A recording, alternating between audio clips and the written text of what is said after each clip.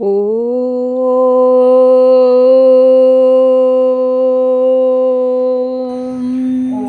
नमस्कार। आप सबको योगा क्लास में स्वागत है। आज योगाभ्यास होगा। सबसे पहले भस्त्रिका प्राणायाम का अभ्यास। भस्त्रिका प्राणायाम किस तरीके से करना है और भस्त्रिका प्राणायाम किन लोगों को नहीं करना चाहिए, किन गति से करना चाहिए और भस्त्रिका प्राणायाम के लाभ भी बताया जाएगा। तो सबसे पहले भस्त्रिका प्राणायाम करने के लिए बैठने की स्थिति सुखासन, पद्मासन, वज्रासन और इस सब आसन में नहीं बैठ सकते हैं कोई, तो कुर्सी पर भी भस्त्रिका प्राणायाम का अभ्यास कर सकते हैं। इसमें कोई असुविधा नहीं है। कुर्सी पर बैठ के भी आप लंबा गहरा सांस अंदर भर सकते हैं और बाहर छोड़ सकते हैं। लंबा भस्त्रिका प्राणायाम में लंबा गहरा सांस को अंदर भरना है और लंबा गहरा प्रश्वास को बाहर छोड़ना है। और डायाफ्राम, इसमें जब हम भस्त्रिका प्राणायाम का अभ्यास करेंगे तो डायाफ्राम भी फूलेगा, पेट नहीं फूलेगा। भस्त्रिका प्राणायाम के अभ्यास में डायाफ्राम पूरा फूलेगा। सांस भरना, छोड़ना।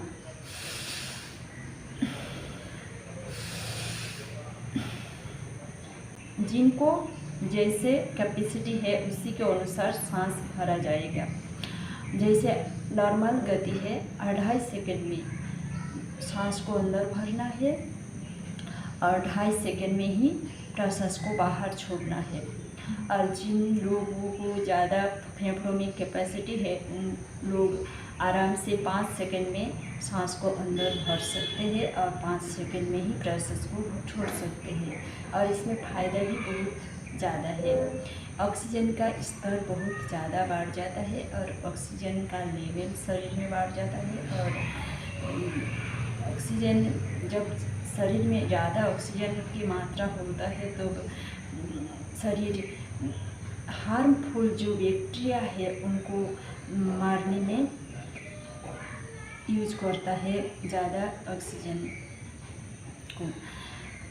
और जब हम लंबा गहरा सांस अंदर भरते हैं तो हमारे शरीर में स्किन का जो पैमाना है बहुत ही अच्छा बन जाता है। तो लंबा गहरा सांस को अंदर भरना है और लंबा गहरा सांस प्रश्वास को बाहर छोड़ना है। भस्त्रिका प्राणायाम करने से हमारे शरीर में जितना जरूरी है ऑक्सीजन का, उससे ज़्यादा जब हम शरीर में ऑक्सीजन पहुंच जाता है तो शरीर उसको अपना इम्प्रूव, अर्थात स्किन बहुत ही ज़्यादा अच्छा बन जाता है। और पूरा शरीर में ऑक्सीजन का स्तर बढ़ने से इम्यूनिटी भी बढ़ता है और ज़्यादा कुछ बीमारी नहीं आता है। और जैसे हम लोग सामान्य सांस में 500 मिलीलीटर वायु ही उपयोग करते हैं, लेकिन जब भस्त्रिका प्राणायाम का अभ्यास करते हैं तो उसकी मात्रा बढ़ के 4000 मिलीलीटर तक हो जाता है। तो इस प्रकार से जब हम भस्त्रिका प्राणायाम का अभ्यास करेंगे तो हमारे शरीर में बहुत ही ज़्यादा ऑक्सीजन बढ़ जाएगा और हमारे शरीर की सारी बीमारी दूर होता रहेगा। ऐसे तो भस्त्रिका प्राणायाम करने से हमारे लंग्स का इंटरनल एक्सरसाइज होता है, लेकिन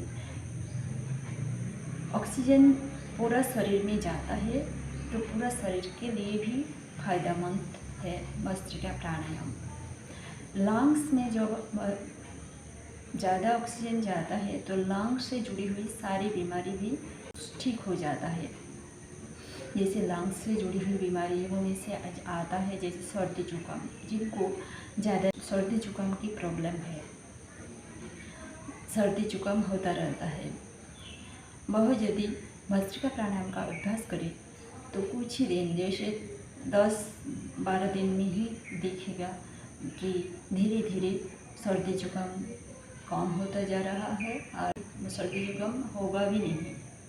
ऐसे जब हमारे भस्त्रिका प्राणायाम के अभ्यास से हमारे लंग्स स्ट्रॉन्ग हो जाता है तो बीमारी भी मिट जाता है।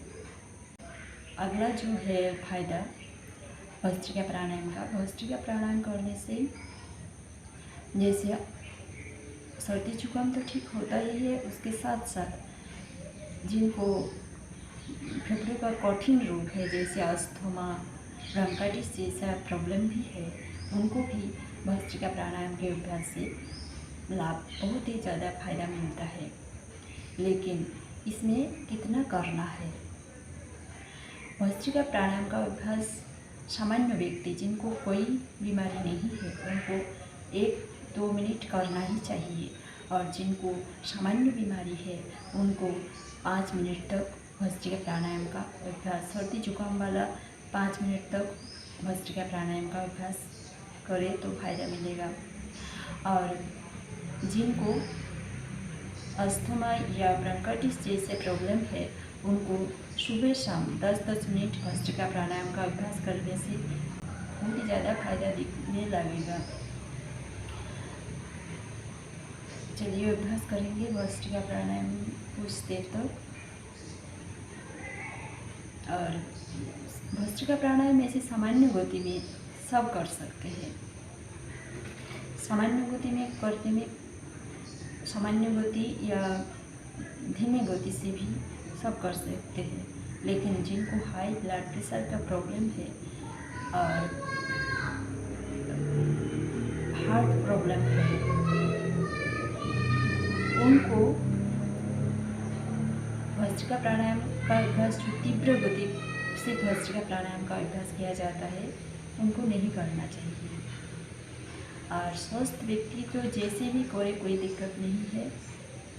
सामान्य गति में जो भस्त्रिका प्राणायाम है वह इस प्रकार से है।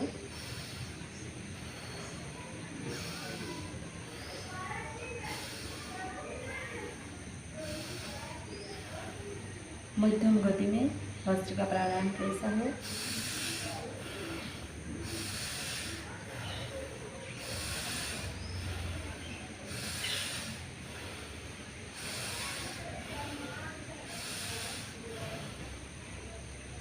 और तीव्र गति में भस्त्रिका प्राणायाम का अभ्यास ऐसा है।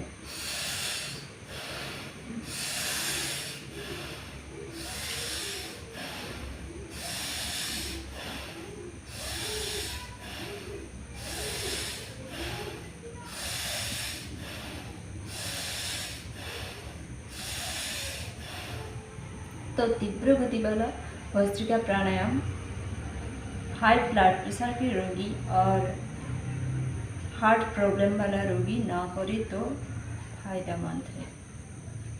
तो आज के लिए इतना ही। सबको धन्यवाद वीडियो देखने के लिए। नमस्कार।